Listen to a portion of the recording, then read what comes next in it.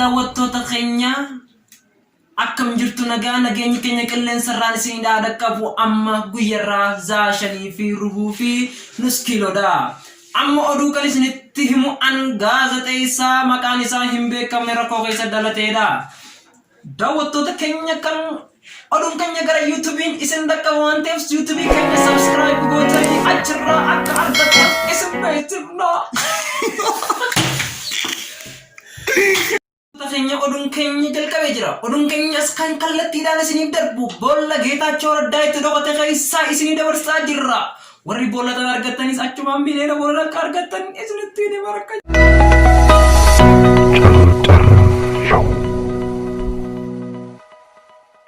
Amma oduu ijoo waa'ee reetii rakkachuu siyaasa Itoophiyaa fi balaa ibidda irratti kan hundaa'edha. Amma oduu dhiphoo. Oduun dhiphoo tun akkuma isin dhipheessaa jirtu namni hundinuu hin beeka rabbi dhiphoo keessaa isin haa baasu. Warreen YouTube irra jirtan subscribe godhu, warreen YouTube irra hin jirre akka jalatti siitan, warreen keessa jirtan akkuma qaqqabattan isin afeerra. An turtii gaarii. Oduu dhagaa reefuun tana rakkoota kan reetiin takka rakkattee rifaatu rottoo dhaltee oduu tana Reuters reefuun tana riifar godhe. Siyaasa Itoophiyaa keessatti paartiin adda warraaqsa titichaa boordii filannoo irra hayyama argachuu dura ta'an paartichaa Dr. Kitlee Abbaa Tuubboo oduu tana dhoo'isaadhaan gurratti natti himuu isaanii beesan maddi oduu kanaa mana fincaaniiti. Ammallee daawwattoota keenya oduun keenya akkuma itti fufetti jira. Balaa ibiddaa arraantana boqqolloo hektaara duwwaa tuqaashan irra dhaqqabeen boqqolloon hedduun gaagaamanii irra baay'een isaanii hospitaala galu. Dubbi himaan boqqolloo obbo Geetaachoo Raddaa himuu isaanii OBN gabaase. Oduu ispoortii arraantana dirree balloo garaa jedhamtu keessatti foon lukkuu fi foon sangaa gaggeessanii lukkuun sangaa takka irra lamaan mo'achuudhaan goolii eegaan lukkuu akka malee garaa yaasuun dirree balleesse. Sangoonni mucaatanii dhuman jedhama. Abbaan seeraa Mr. Shiroo Abbaa Naggaa isaatiif himan maddi oduu kanaa Faanta Gaalaa jalaa. Daawwattoota keenya ammallee turtiin keessan nu waliin haa ta'u.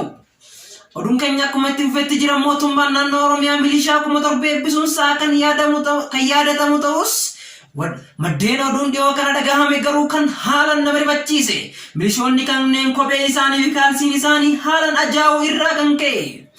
Vaayirasiin goowwajjes jedhamu namoota hedduu ajjeesanii irra caalaa hospitaala galanii akka jiran oduun hospitaala Lagoo Odaa irraa nu dhaqqabee ni ibsa. Maddi oduu kanaa hin beekamne.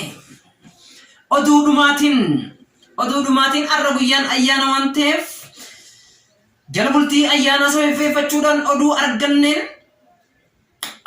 sangoonni sababa raayyaa ittisa biyyaatiin lafarraa fixameef hanqinni foonii mudachuun himame. Kana irraa kan ka'e namoonni lukkuu yookaan handaaqoo takka qircetti adda cirachaa akka jiran namni maqaan isaa akka hin dhahamne barbaade godina addaa naannoo Finfinnee irraa obbo Kilaashinkoof Abbaa Girnoof oduu kana nutti himan.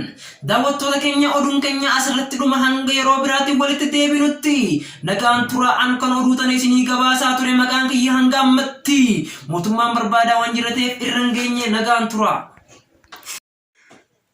Daawwattoota keenya kan oduun keenya gara YouTube'n isin dhaqqabu waan ta'eef YouTube keenya subscribe gootanii achirraa akka argattan isin beeksifna.